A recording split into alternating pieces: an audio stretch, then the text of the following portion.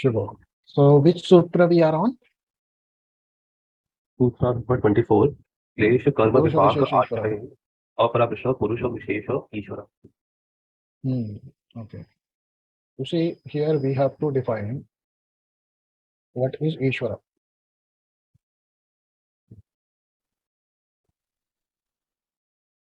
What is karma? You all know. What is klesha? Should I tell you what is klesha? You all know klesha. Who knows better than you about the klesha?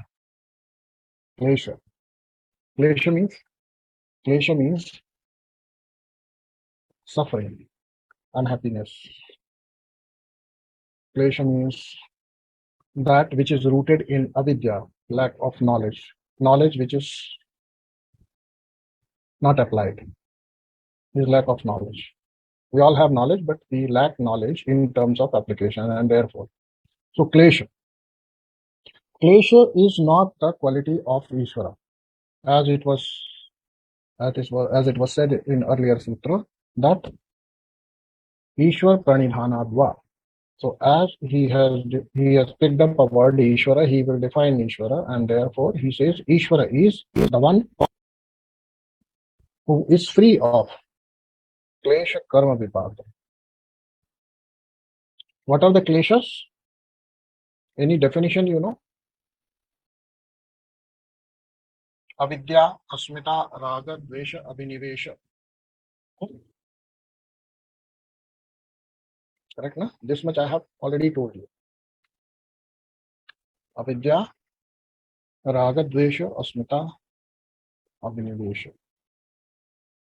All these are klesha. So avidya is the mool. Avidya is the root cause. Avidya itself is defined or divided in 5 parts.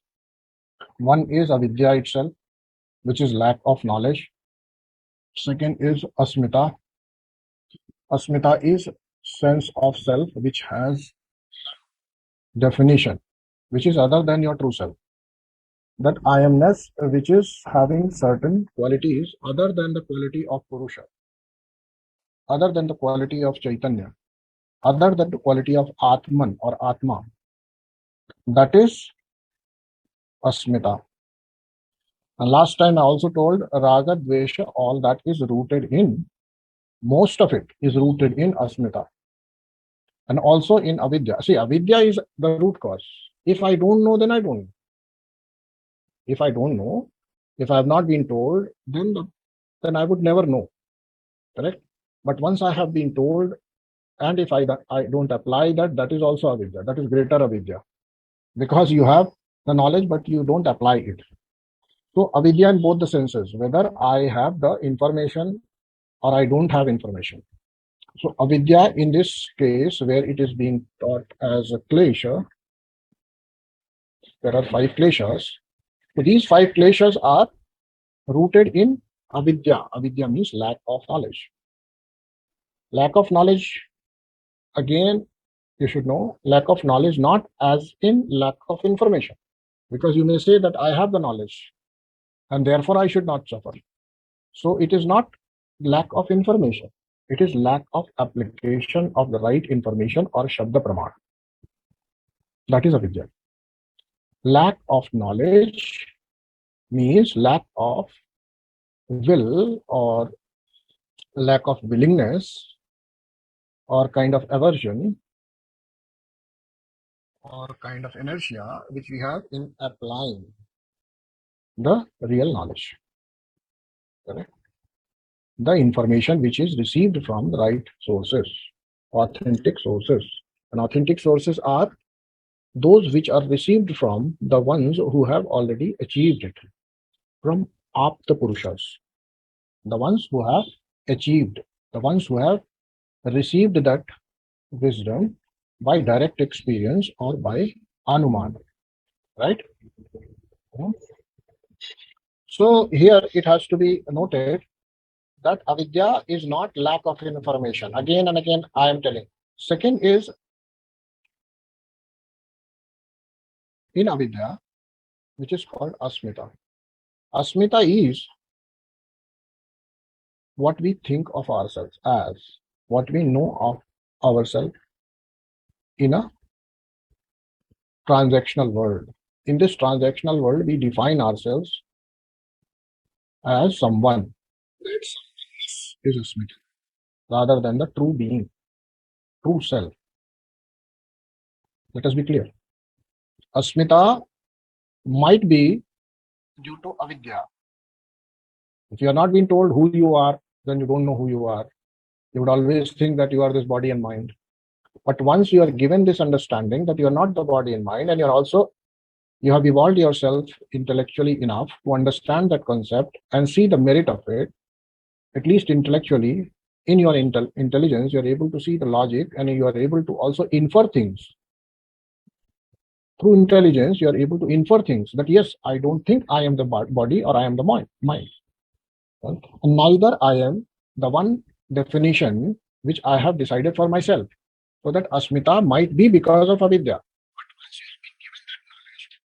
And you have also understood it in your buddhi, or intelligence has grasped it. Your buddhi has grasped it, and now you have that in your intellect, but still it is not experiential for you. That will remain the case till you really know yourself truly.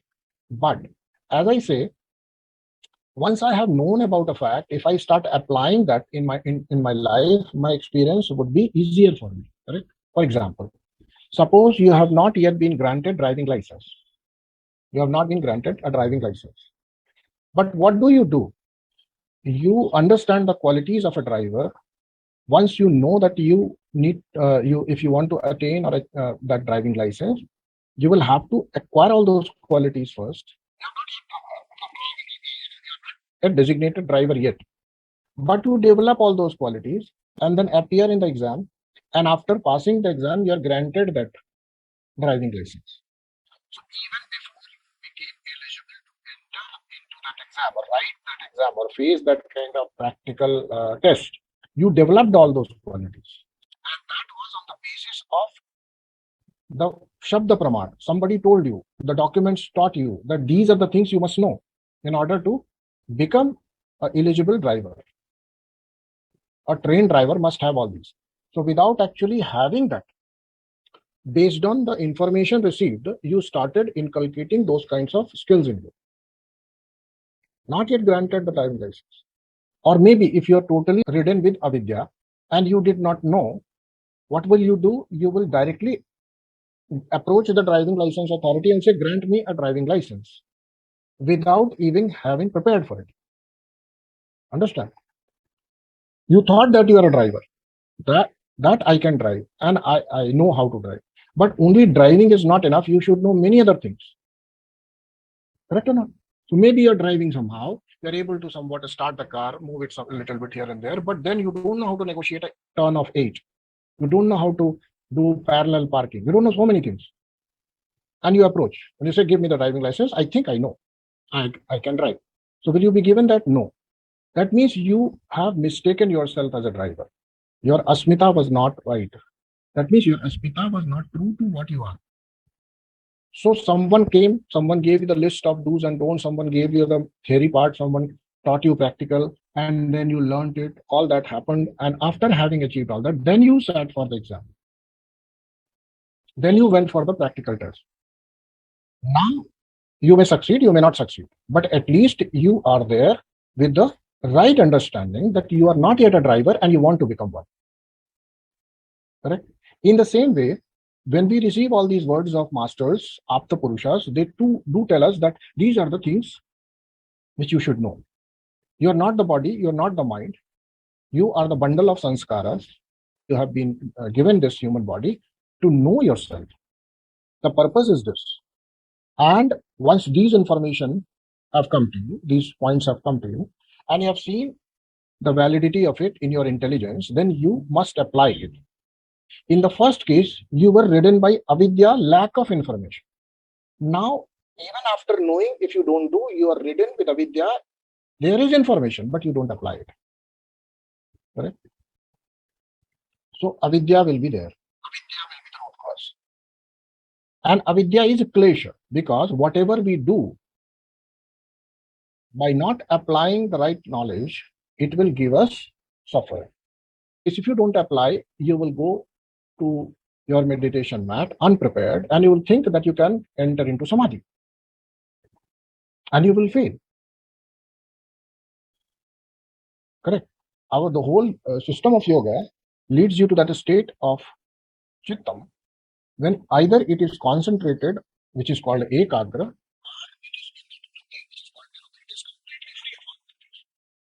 These are the two states. Now the yogacharya Patanjali himself came forward and told you, this is what you should do. Fine. I think I know. Then I think I'm already a yogi. I think I already have all the qualities necessary. So that means avidya only, right? Because you have not understood what Patanjali has told. Which jitta bhumika you are in, whether you are eligible or not. And if you start doing and trying to sit on your meditation mat, trying to achieve samadhi, state of samadhi, it will not be possible. Third, even if you start applying and if you have not reached the desired level of ekagra vritti, then also you will fail. That is also avidya. So till the time you achieve ekagra manasthiti, ekagra state of chittam or mind, concentrated state of chittam or mind, you are not eligible. Even if you think that you can concentrate and focus on one object, right? You will not be eligible. So still you are ridden with avidya. Avidya means lack of discrimination also. Viveka. You don't have discrimination. So avidya is always used here. The term avidya here is being told avidya pertaining to your transactions in the world, your behavior in the world. Because your behaviors in the world, your transactions in the world, your engagements in the world actually give a trigger for getting into circle of activities after activities, vrittis after vrittis. Whereas the system of yoga decides for us that we should refrain from creating more and more vrittis. Correct? Makes sense? So, not having right knowledge is for us, not for Ishvara. You always have it. There are no kleshas in terms of Ishvara. Who is Ishvara? Who is free from it? Ishvara is being defined. But we must draw something for ourselves from here, from these sutras. What it is? We need to ascend those steps to become Ishvara-like. Like in Shiva Sutra it is said, to become Shiva-like. Shiva tulyo jayate. The one who becomes like Shiva. So here, the journey is towards that Purusha, which is Vishesha. Who is special in terms of these things. He is aparamrishta, untouched by, unrelated to, not related to, completely in isolation of these things. What? Klesh and karma vipak. Correct? So klesh, you should understand very clearly. And we have to come out of it because we are capable of doing it. Not that we will expect some grace to descend upon us. That grace will also come in some other way, but the desired level of proficiency you will have to develop, the eligibility you will have to enhance by application of your own discrimination. Discrimination gets developed only when you have information. You see, Viveka is always applied where there are two things to compare. At least minimum two things are required. When you have to apply your discrimination. Correct or not? Otherwise, in singular subject, discrimination is not required. So, Viveka is not about one thing. Vivek is always about more than one thing. Minimum two are needed. And our whole world, where we operate, where we engage, is laden with multiplicity.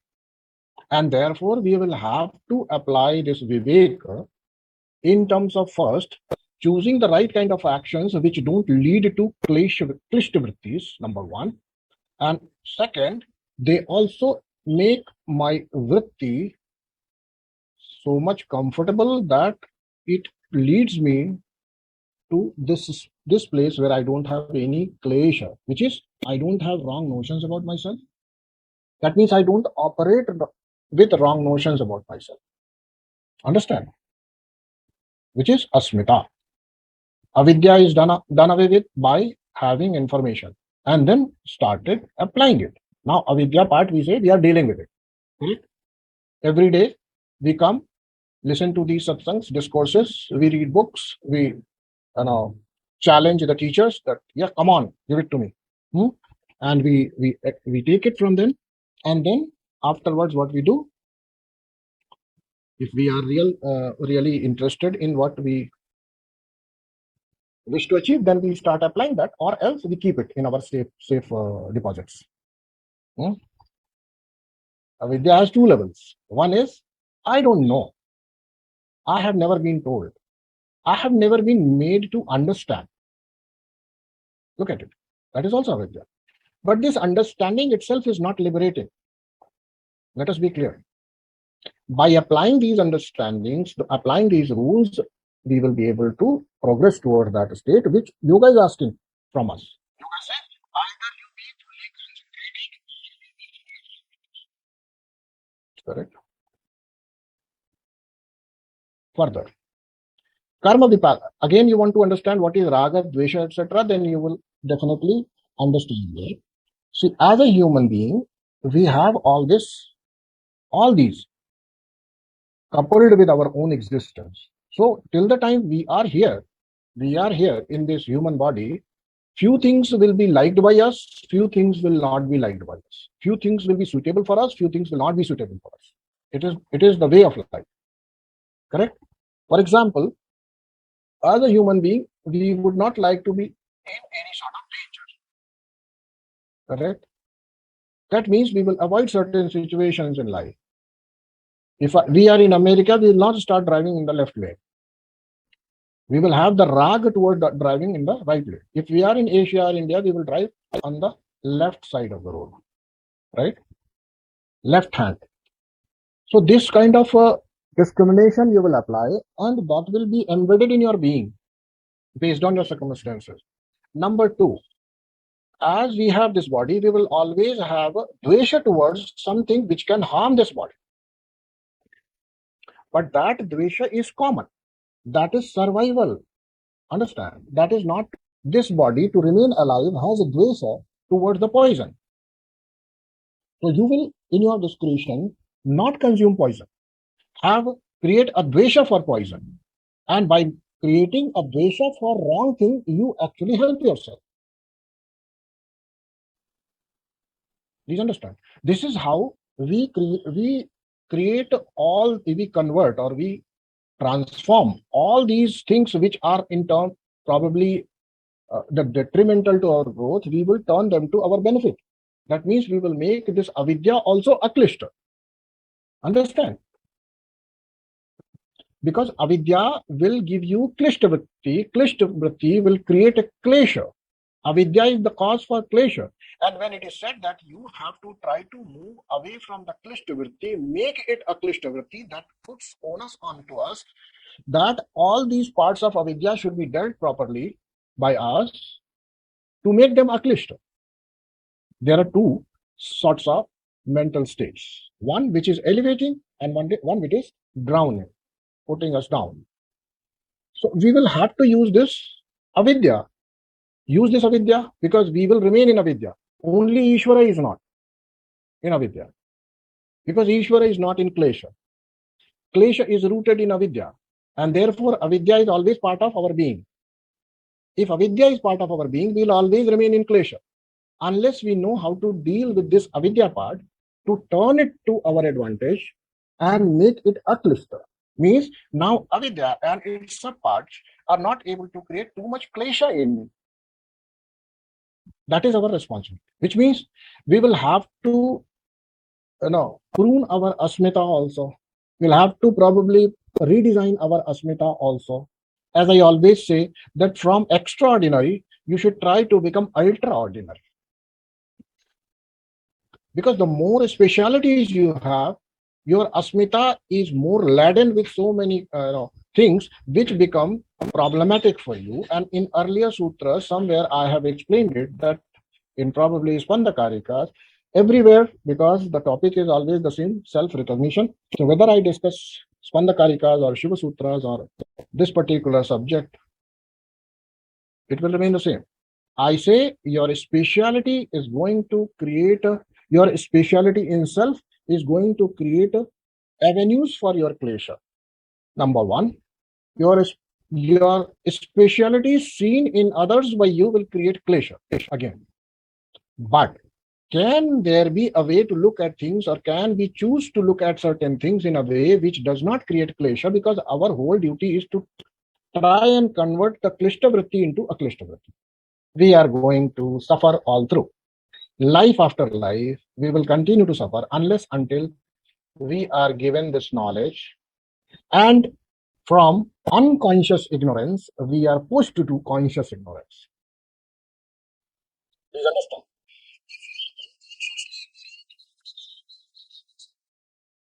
You're safe, and that you are in bliss, because there is nothing to compare. There is nothing to put your discretion for. You don't have to discriminate among anything. Why? Because you are unaware of your unawareness. Because you are unaware of your unawareness. Because you are unaware of your ignorance. But once this has come to you, now you have moved to second level of ignorance, which is called aware ignorance. You are aware of your ignorance. And therefore, you will start asking immediately what to do to move away this ignorance. If you did not know that you are in ignorance, you will never ask. But fortunately, you are here and you will ask what to do. If you say that all of us are always going to be born with avidya, and avidya means klesha, klesha means suffering. If we are going to remain in suffering forever, Patanjali says no, this can be dealt away with. Then Patanjali comes forward. He says, first you start into avidya, and avidya would further reveal itself what it is composed of. Getting back there in the sutra, avidya is made up of 5 components. Avidya is avidya itself, lack of ignorance, that has been dealt with. The second level lies with you again. Even if you have become aware, you don't apply those sutras, you will remain ignorant. Experientially, nothing will change. That avidya still is with you, but you have become vidyavan, or you have become aware of the knowledge. You are the keeper of the knowledge, not the user of the knowledge. You have become the keeper of the knowledge. So at least one level you have grown. From there, still avidya will remain there, and avidya first is applying. Now, what will come in the way of application? Patanjali is explaining. One, asmita. See, first we should know now what is avidya and how this actually pulls us into this vrittis, which are kshipta, mood, or vikshipta, barring the two, ekagra and niruddha. Correct? Asmita means I am someone. And when I say I am someone, of course, at the same time, I declare that I am not just like you. I am different than others. My self-definition as someone always means I am not like you, unlike you. Right? It may be a very elevating definition for myself, or maybe very depressing definition, but I am unlike you, for sure. Unlike you. I am different from others. And when you are different from others, your natural tendency is to become special. Okay? Special. What we term as extraordinary. And as we become extraordinary, our asmita bloats. Definition of self bloats. Disproportionate levels. And unconditionally, we will suffer more. All our kleshas are rooted in our asmita, except the bodily and certain natural kleshas, which are anyways coming to us, whether we are yogi or whether we are a bhogi. Birth will come, death will come, disease will come, old age will come, natural calamities will come, unwanted, unexpected events will come, and these things can come to anyone. We don't have to actually focus on that as much, because it is a common problem, and whatever is common problem is not a problem. Okay.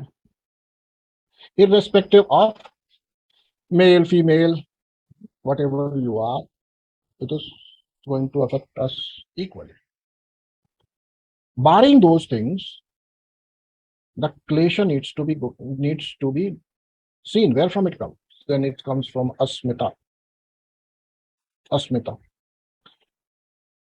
Raga is born out of asmita. Now, raga in our language, let me be honest with all of you, raga in our vocabulary is defined as love. The love which we treat as God, because love is God, you say, right? Love. But your love is actually raga. It is raga. I mean, for our understanding, I'm telling you. What is raga? It is love for something, love for someone, love for a situation, love for any outcome. That is raga.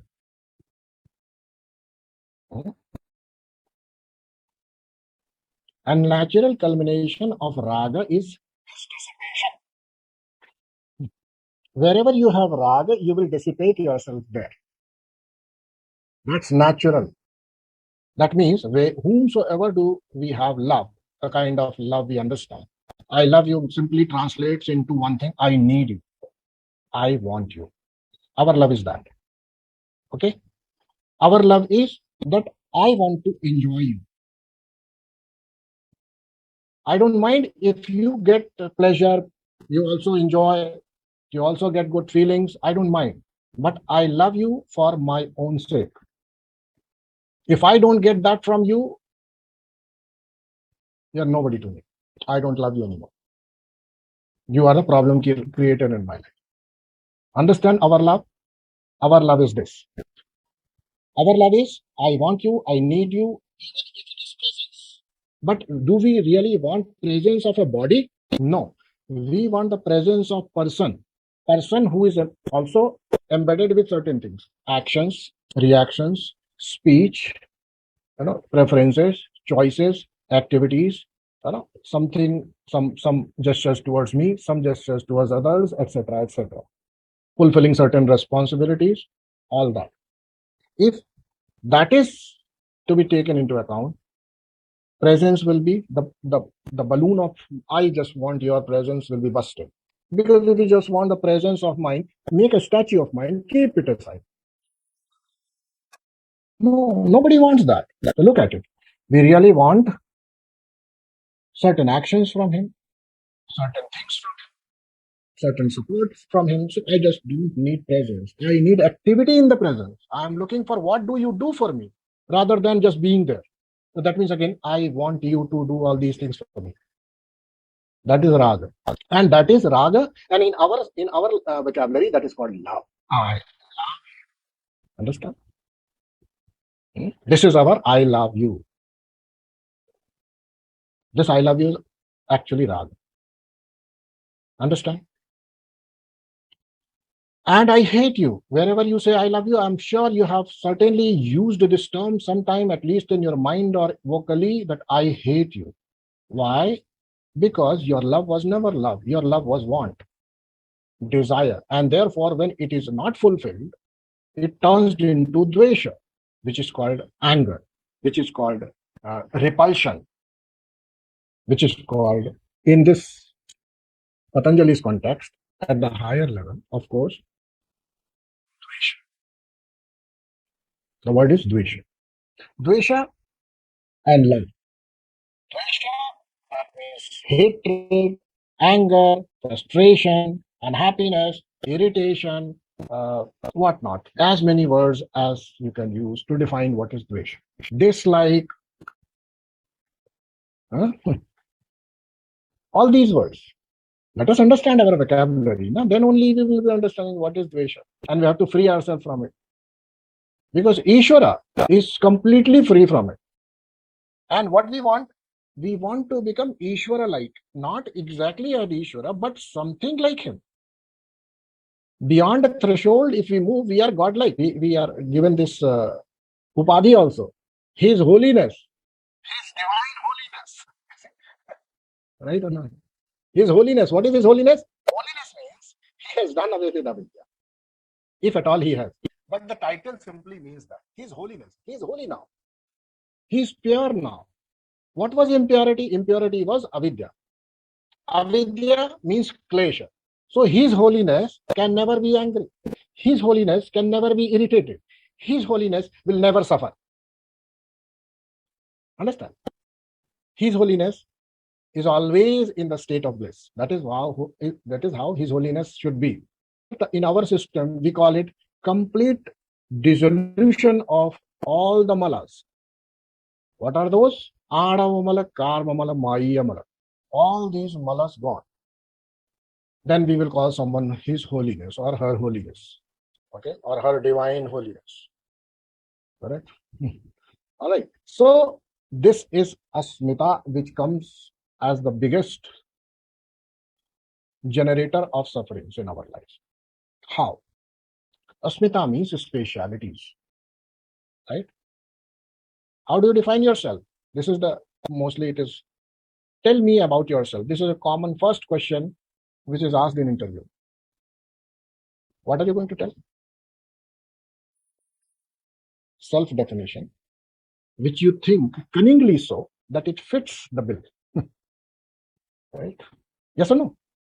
And in those things, do you ever say, my digestion is poor, I don't get up early, I'm by nature a lethargic person, I have a lot of fears, I get angry? All that you don't define. It is in your heart, you know all that, but you don't tell it. And I am very special. What do you want to prove there? I am very special. I am so special that you can't afford to lose me. In your interviews, what do you do? What is your whole agenda? To make you indispensable. As if this company will run into crores and billions of losses if they don't hire you. Is it not? Is it not that your agenda when you are actually facing that? In the same way, we interact with everyone in this world. Just look at your own behavior. You most of the time operate in this band. I have given an example of interview. This is the example which is faced everywhere. If you want to see, you will see that you are doing it everywhere. Right? Sometimes you present yourself in a way, you present your good qualities or whatever qualities you have, you think that someone should be attracted towards me because I need him. Sometimes you may present all the unpleasant things, bitter things, and portray them, and so that the person or situation is repealed, it goes away, it dissipates. Understand or not? So wherever we want to probably apply some choices and you say, I don't like this person, then what do? You start ignoring him, start behaving rudely with him, start doing all those things which can keep that person away from you. That means you are always always using your asmita in a way to attain what do you want. So your asmita is very dynamic in the practice. Yet it is bundle of so many self-definitions and the self-truths which you know. And some of them you never reveal. You know them, but you never reveal. Recognize this. Even if you have told everything, every possible thing to someone whom you say, I need you, I love you, or I want you, even then few things you have still kept hidden. If you will browse through your inner lanes, you will understand what you have hidden, what you have concealed, what you have not told, because you know what ought to be told, what not to be told. So our asmita, first of all, if we have this big list of things in our asmita, we will always have problem. We will always have problem of presenting or choosing what to present, what not to present. That means always will be in a sort of manipulation game. Our mind will always remain active. This person, I should behave like this. That person, I should behave like this. I have to take business from it. I need to be courteous. I need to keep him away or her away. I need to behave like this. I need to talk like this. I need to present my bitter side. I need to present my darker side, all that. And at times, you can also pretend despite not being that. So that means in this world, you can't operate without asmita. And that is, I'm not denying you the right of doing all that. I'm just saying, understand that it is a utility. It is not the truth. You utilize it only to transact in this world. But this is not you. But the bigger the list, larger or the bloated my asmita is, more and more specialities I have. That means more and more problems I have. More and more kleshas in terms of problems. When I say problem means sufferings I have. For example, if you become so very special people are VVIPs. Okay? Not VIPs, VVIPs. Now, VVIPs will not have that liberty, freedom to go by the side of beach and have fried chicken there because they're special. They can't do it. Right? And again, they can't wipe their nose also properly in the public like that. I'm doing currently. Because you have given yourself a tag. I'm very special. Correct or not? So much suffering comes by being special. Maybe each one of you would be yearning to become special, but that brings so much suffering. Learn from them. If you have not been able to learn, then it is your ignorance. How you have not seen their lives very clearly. You have not applied your intellect or wisdom there. How much they are suffering. And how much free we are. That we can just move around without slippers also, with makeup or without makeup. Asmita. That means more specialities we have here, we have problems. And the more specialities we see in others, right? Because the more specialities we see, and those are false identities. If someone has a very sharp features, has black hair and this and that, but we take things at face value, literally so. Correct now?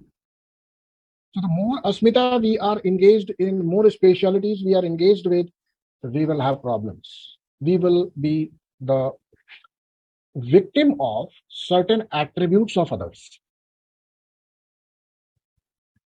We will be enslaved by certain specialities of others. Look at it. The more we develop here, the more problem we get, no problem. Because if we think we are $1 million person and somebody comes and tum 2 टके के आदमी हो, you're not worth a penny, then you will definitely have a problem because you thought in your asmita that you are $1 million person. Asmita issue. And then you replace this term. You say self-respect. What is that self? For which you need to earn respect? Tell me. Atma needs respect. Think about it. So all that self-respect is about asmita. And the more you are actually having this issue of self-respect with others, it simply indicates that you are suffering from, you're the victim of asmita. Okay. Understand? This asmita is going to create klesha. Asmita will also play a very vital role in creating another two components of this avidya, which is called raga dvesha. The moment you start thinking, apart from being a woman, you start thinking that I am a wife. The moment you start thinking like that, you start expecting something from someone who is going to fail, simply because that is an illusory definition. What wife means, you can't define. Understand? Wife is not a person. Wife is a self-definition and very illusory, very loosely defined. Probably it is undefined, but you think it is defined. Understand? By taking that, you start expecting and you get into troubles. Klesha comes. Because as an ordinary woman, as a woman, you would not expect so many things from a person, but as you start thinking that you are a wife, you start expecting. Asmita issue. As you start thinking that you are a husband, you will start expecting. Asmita issue. Asmita here is a problem. Asmita in others also a problem. Let us be clear. Correct? And with asmita comes a raga dvesha. That I am a mother and therefore I must have love for my kids. I am a wife and therefore I must have that kind of love towards my husband. I am a husband, therefore I have this kind of love towards my wife. Now look, I have already defined love. I have already defined your love. The moment you become life, your love becomes dangerous. The moment you become husband, your love is more dangerous. You would respect any ordinary woman, but not your wife, because you think your husband. So that poor lady, in her whole being, there is no wife. She is one girl only. But since you start thinking that your husband, you will do that. If you start thinking your mother, you'll think that, yeah, these are my kids, these are my children, I'll have to love them. And your love means what? I want them. I need them. This is your love. Look at it. Yes or no? Then good. Find out. Do weeding. Find out wherever you are behaving like that. It does not mean that I'm giving these examples only these places you are operating out of asmita. You can operate out of your asmita at your workplace. You can operate out of your asmita while you're walking a street. You know? The way we walk, the way we talk, the way we behave depends a lot on our asmita. If we think we are a woman, even while being in a man's body, we'll start talking, walking differently. Look at it. Have you not seen that? If you think you are a man, despite being given, blessed with a body of a woman, then you start talking, walking, owning things, doing things differently because your asmita is of a male while you are in a female body. Or your asmita is of a female while you are in a man's body, male body. Your asmita defines so many things. You can't point a place in life where your asmita doesn't come into play. Should we drop our asmita completely? Then the answer is no. Make this asmita aklishta for yourself. Understand? You should work out of your asmita. Nobody is asking you to drop your asmita. But use this asmita in the rightful manner, in the way of dharma, in the way of compassion, in the way of under the light of wisdom. That is what. Use your asmita and follow the word of Apta Purushas. Use your asmita. And then this is what is prescribed for me. This is what I must do on my part. And then also be very, very comfortable with this only. After that, I must not get perturbed, disturbed. As a mother, as a wife, as a husband, as a child, as a teacher, as a student, you must know what are your duties. You must do it. But beyond that, you should not expect it from the for reciprocation because that is not your job. You can't do that. Please understand. You can give respect, but you can't give respect from somebody else's behalf to you. You can't enter somebody else's body and start giving respect to yourself. And then if it is a place where you think your asmita is well taken and whatever possible what you call tapa you should engage in, you are able to, and you sustain, you are able to do it, you are able to bear that. If you can't, then move out. Don't try to change anybody. You can't. Please always remember this. You can't change people. People change on their own way, own will, own desire, out of their own compulsions, probably. Not because somebody wants me to change. I will change. I will change whenever and wherever I deem fit. Understand? So don't think that others will change according to you. But you must change in the way that your asmita is always happy of the fact that you have done whatever was supposed to be done being in this asmita. That's it. No klesha. And such a person, even if he or she chooses to disown a place, disown a relation, disown something, move out of someone's life, no problem, because he is happy the way he was. Only such a person can take such a strong step. And he will never be in klesha. Understand? So please recognize this. Wherever we are, we must use our asmita, but in a way which gives us complete satisfaction of what was supposed to be done, what was needed out of me. I have done it without any raga, dvesha, or klesha. I did it for joy of mine, for dharma of mine. Understood? Not doing any favor to anybody. I'm doing it only for my own satisfaction, not to show off, not to earn respect, not to earn the so-called love and affection, which is third, fourth, fifth grade desire only. Understand? I operate out of that. And that makes all the vrittis related with this asmita aklishta. Mother should feed the child, a father should take care of the child,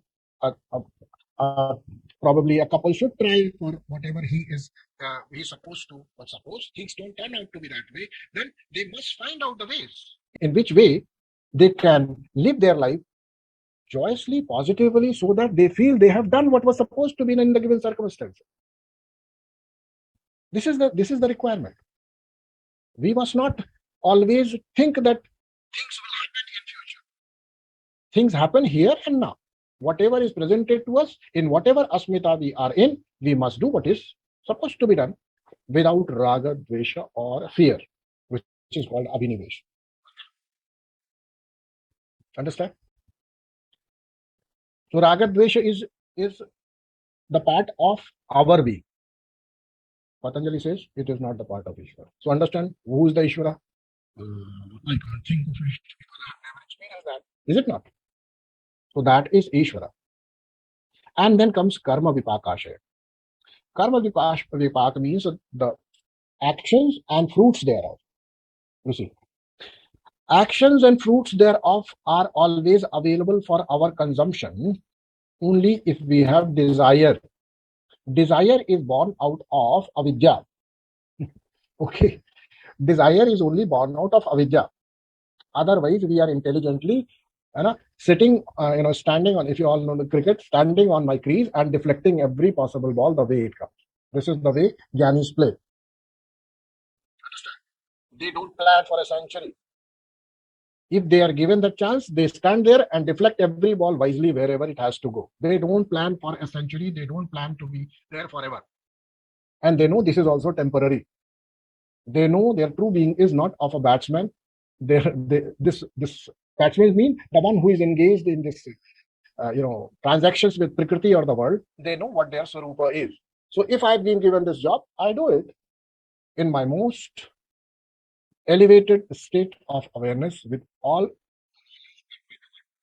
I will do it without any raga, dvesha, or fear. Understand? That is how we operate in this world. Jnanis operate in this. How do I operate in this world? Of course, you must use all your avidya in the positive way. Ishvara is not having avidya. We are blessed with avidya. See, I will say we are blessed with avidya. Ishvara does not have to recognize himself. He is always self-recognized. He is always self-aware. Not only to that extent that he is always self-aware, but he is also aware of each and every Atman self. That means each and every Purusha. So much is his awareness. So much is his wisdom. And later on we will see in next sutra, next time when we go there. How do we use fear and make it aklishta for us? Kisne kaha ki karna nahi chahiye? Daro? You must fear. But your fear must push into your action. Your fear must be able to push into some kind of action, which in turn creates aklishta situations and aklishta vrittis for you. Right? For example, you become fearful of somebody's impending death. Let me take that. Okay. Now I can suffer this death fear and continue to just feel as if something someday will happen and I will be alone and all that. This is a possibility. But out of this fear, you can always engage in the positive activities that, yeah, okay, good, no problem. I recognize from my intellect that death is inevitable part of this world and it will come even to me or to someone. I don't have any control on that. And therefore, whatsoever time I have gotten, whatsoever time, that means this much time, this future, I am here and the person is there. I must interact with that person in all positive ways. Now, what will happen? With this, all your sufferings will go away. Your environment will become very positive, aklishta, full of joy. And the same place where the fear was making it kind of unlivable, miserable, the place has turned into heaven, where you are flowering into a being who is so positive, taking positive step to use the time so positively and fruitfully, supporting that person in all his endeavor. So you should not be mean in your behavior. Pull out of the raga dvesha also. Do all this, but without raga dvesha. Please remember, we have already talked. Why am I doing or behaving in such a way? Because my asmita, if I am a wife, if I'm a child, if I am a husband, if I'm a mother, in whatever way I'm operating, I must give my 100%. Being this, it's my duty to be nice, it is my duty to serve, it is my duty to be in such a way, such and such way, not because I want, need, or desire that person's presence or that person's activities for me. No. So if you're fearing about anything, it should not produce any sort of karma. It should not lead you to any sort of karma which is creating klishta, unpleasant activities. So if I'm propelled by fear, let me use it for good. All of you are fearful or not? I don't know whether you are fearful or not, but all of you are fully know na, that you will also die. All of you are aware. I think you should be. All of you should be aware of it. The fact you should know that you are all going to die someday. It's a hard fact, but you must learn to accept it. So if all of us are fearful of our death, and we have this life wherever we are living now, should we not use that fear of death to use it positively like Buddha did? What propelled Buddha to discover himself? Only those things, those fears which he actually saw and which he actually witnessed for the first time in his life. He saw an old man, he saw a diseased man, he saw a dead man. 3 events and everything changed. He became fearful. Let me tell you, fear is also a driver. If you drive yourself in the right direction, you will create freedom, ultimate freedom for yourself.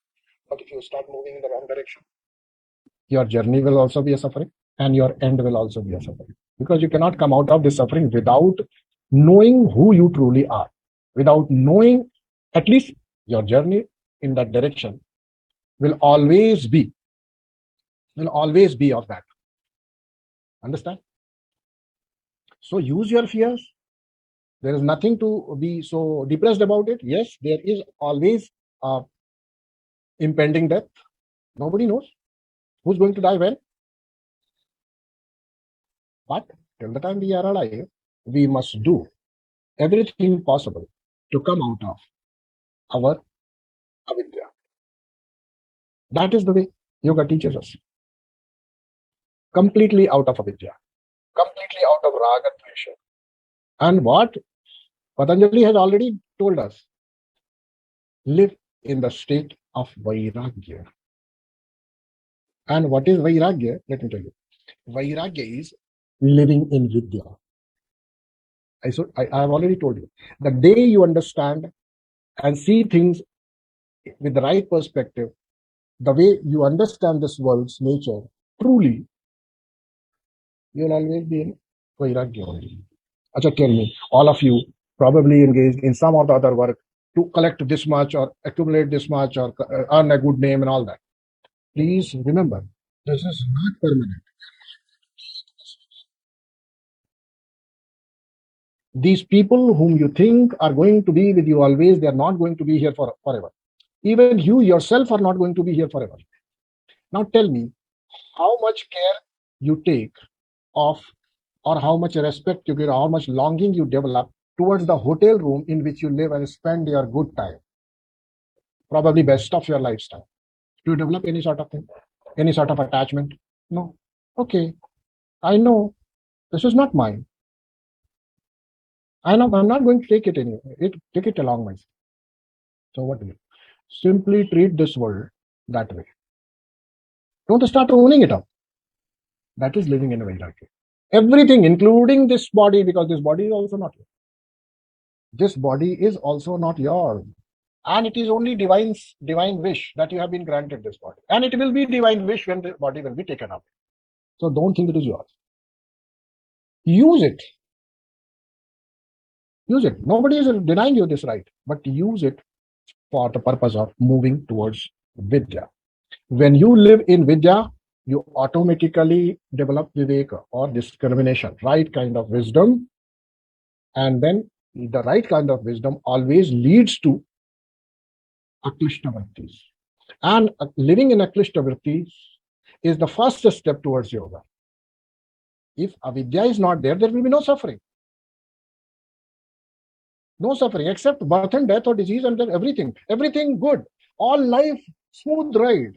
No conflict, no depression, no anxiety, no stress, nothing. All problems solved. Klesha is essential, number one. Avidya is essential, number one.